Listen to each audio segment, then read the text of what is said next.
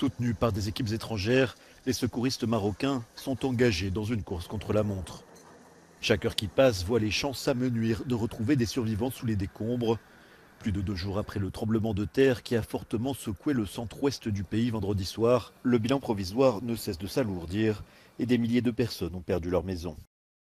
De magnitude 7 selon les autorités marocaines, le séisme a été fortement ressenti dans de nombreuses villes et a littéralement anéanti plusieurs villages de montagne situés dans la région de Marrakech. Aux pertes humaines s'ajoutent des dégâts matériels colossaux et la destruction du patrimoine architectural. La vieille ville de Marrakech a subi d'importants dégâts. Des immeubles d'habitation classés ont été détruits et les remparts du XIIe siècle ont été éventrés par endroits.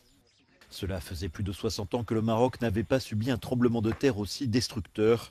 Le 29 février 1960, près de 15 000 personnes étaient mortes lors d'un séisme à Agadir, soit un tiers de la population de la ville.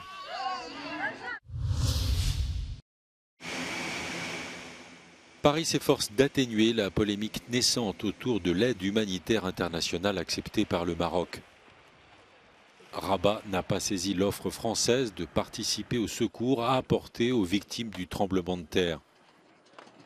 Le gouvernement marocain a annoncé dimanche avoir accepté le soutien de 4 pays, l'Espagne, la Grande-Bretagne, le Qatar et les Émirats arabes unis. Le Maroc assure avoir étudié la proposition française et estime qu'elle n'est pas nécessaire. Le refus du Maroc d'accueillir des secours français met en lumière les relations diplomatiques tendues entre les 2 pays.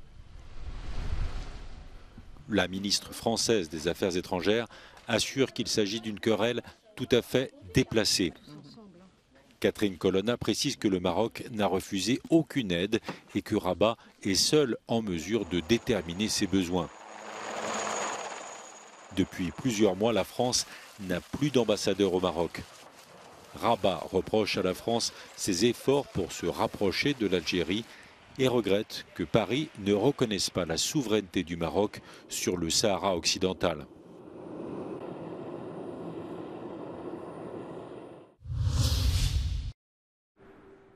La ministre allemande des Affaires étrangères, Anna-Lena Baerbock, en visite à Kiev.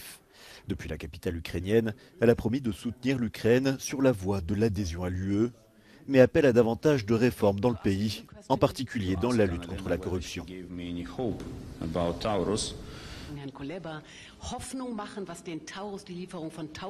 Denn auf dem Weg in die EU kann die Ukraine bereits Beachtliches vorzeigen, sei es bei der Mediengesetzgebung oder der Justizreform. Ein besonders dickes Brett ist der Kampf gegen die Korruption. Autre dossier brûlant entre l'Allemagne et l'Ukraine, celui de la livraison des missiles de croisière Taurus. Le ministre des Affaires étrangères de Kiev a reproché leur lenteur aux autorités allemandes alors que le chancelier Scholz aurait demandé des modifications techniques afin que l'armée ukrainienne ne puisse pas les utiliser pour attaquer le territoire russe. Enfin, Anna-Lena Baerbock a exprimé sa consternation face aux enlèvements d'enfants ukrainiens vers la Russie et a annoncé la tenue d'une nouvelle conférence pour la reconstruction de l'Ukraine l'année prochaine en Allemagne.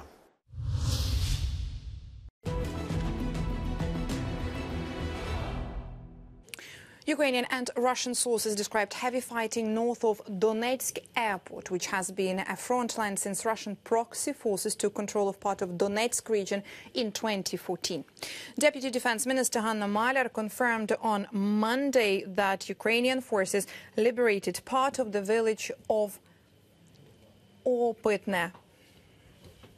There it is here. The village is lying between Avdiivka and occupied Donetsk, around 3 kilometers north of the Donetsk International Airport, which saw heavy battles when Russian proxy forces attacked the area in 2014 and 2015. According to the Ukrainian head of Avdiivka Civil Military Administration, Vitaly Barabash, Ukrainian forces managed to gain a foothold here. Unofficial Russian accounts acknowledged a withdrawal from the area, meaning Ukrainian forces are drawing close to the Russian-occupied city of Donetsk. The Institute for the Study of War says Russian news bloggers claim that the situation in Opytne is not easy and that the fighting is ongoing in urban areas. Over the last few days, the UK Defence Ministry said as the elements of the Ukrainian armed forces have advanced into the multi-layered main Russian defensive line east of the town of Robotene. Here it is highly likely that Russia has redeployed forces from other areas of the front line to replace degraded units around Robotene. These redeployments are likely limiting Russia's ability to carry out offensive operations of its own along the other areas of the front line. The Institute for the Study of War adds the commitment of some of the Russians' military most capable formations for limited counterattacks in this critical sector of the front will likely attrit these formations further. La 45e convention de l'UNESCO sur la protection du patrimoine mondial culturel et naturel se réunit à Riyad en Arabie Saoudite. Ses participants vont étudier plus de 50 propositions d'inscription de sites à préserver à travers le monde. La directrice générale de l'UNESCO, la française Audrey Azoulay, a exprimé ses condoléances au peuple marocain après le tremblement de terre qui a frappé le pays. Parmi les sites déjà classés, certains pourraient être déclarés en péril, dont plusieurs villes d'Ukraine menacées par la guerre. Le comité avait déjà inscrit Odessa sur la liste du patrimoine mondial en péril en janvier de cette année. Et c'est la raison pour laquelle maintenant il va continuer à examiner dans le cadre de cette réunion la situation de ces deux sites que sont Kiev et Lviv. La ville historique ukrainienne de Lviv est située dans l'ouest du pays, à plusieurs centaines de kilomètres du front. Elle a néanmoins été bombardée à plusieurs reprises par la Russie. En tout, 55 sites sont aujourd'hui considérés en péril. En Europe de l'Ouest, c'est un symbole du patrimoine mondial, Venise, qui pourrait basculer dans cette catégorie en raison du changement climatique et de l'impact du tourisme de masse. Les résultats des délibérations en cours à Riyad seront connus avant le 25 septembre. L'économie européenne continue de croître, mais la dynamique se réduit. Dans ses prévisions d'été présentées lundi, la Commission européenne table pour cette année, pour la zone euro, sur une croissance de 0,8% et sur 1,3% en 2024. Des chiffres en légère baisse par rapport aux projections faites au printemps. Pour le commissaire européen en charge de l'économie, Paolo Gentiloni, cette faible activité économique devrait se poursuivre l'année prochaine. The weaker growth momentum is set to expand to 24. However, a mild rebound in growth is still expected as inflation continues easing and the labour market remains robust. La faiblesse de la demande intérieure indique que les prix à la consommation, toujours élevés pour la plupart des biens et services, pèsent plus lourd que prévu par rapport aux prévisions de printemps. Et ce, malgré la baisse des prix de l'énergie et la vigueur du marché de l'emploi. Dans la zone euro, l'inflation a atteint en juillet et en août 5,3%, soit exactement la moitié du pic observé à l'automne dernier à 10,6%. Mais les consommateurs devront faire preuve de patience avant de pouvoir ressentir pleinement la baisse des prix dans leur portefeuille.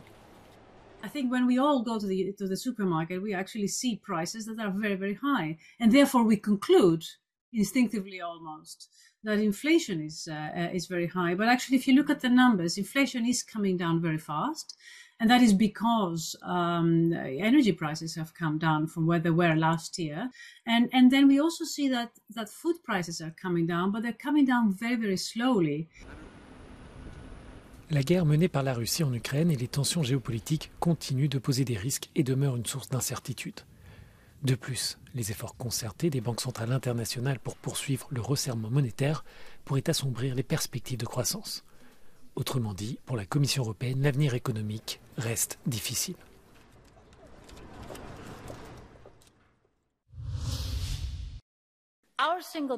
C'est un rendez-vous attendu dans le calendrier européen.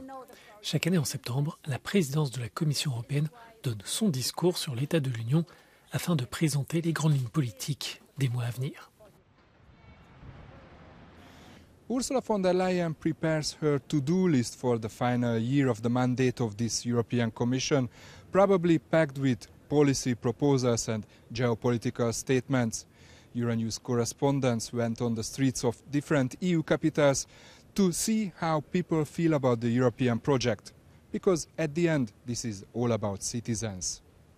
Euronews a interrogé des citoyens à Dublin, Rome, Budapest, Madrid, Berlin et Vienne pour écouter leur opinion et leurs priorités cette année pour l'Union européenne. I think are very important and European Union should focus on. It would be definitely climate change and disinformation or combating the disinformation. Creo que lo más importante es atender a lo que estamos haciendo mal en el Mediterráneo, lo que estamos dejando morir, que algún día cuando pase el tiempo la historia nos avergonzará. I would like to see also that the EU maybe work on mobility programs for seniors, to bring seniors in contact across the EU maybe, for like with a cheap train or flight tickets. Το μεγαλύτερο πρόβλημα είναι η οικονομία. Εμείς γιατί να είμαστε μια πτωχευμένη οικονομία, τι φταίει αν πάρουμε την Ελλάδα, αλλά βλέπω ότι όλη η Ευρώπη περνάει από τις ίδιες καλένδες. Auf den Menschen, so wie sie alles nächstes Jahr und so fort auf irgendwas konzentrieren sollte. Ich meine, der Mensch hat überhaupt keine Bedeutung mehr. Miért nem lehet békét kötni, ahogy a Ferenc pápa meg az Orbán Viktor szeretné? I think the European Commission needs to be very proactive on both fronts. I mean, the inflation level is at crisis point, as we both know, and the migration is at even more than crisis point. Promover cualquier medida que propicie la paz. Kötelességét kéne teljesítse, hogyha adja, ami jár. Ő nem ad, ő csak vesz. Most is követel, hogy mit tud, még 100 millióval vagy mennyivel járuljunk hozzá az Ukrajna támogatásához. Getting new people to work in Europe, keeping Europe attractive. Prinzipiell bin ich immer für die Förderung der Forschung, der Bildung, auch Ausbau der öffentlichen Infrastruktur. Ja. Vorrei un'Europa più indipendente, politicamente più indipendente, più pacifista, d'avanguardia dal punto di vista culturale come lo è sempre stata nella nostra storia.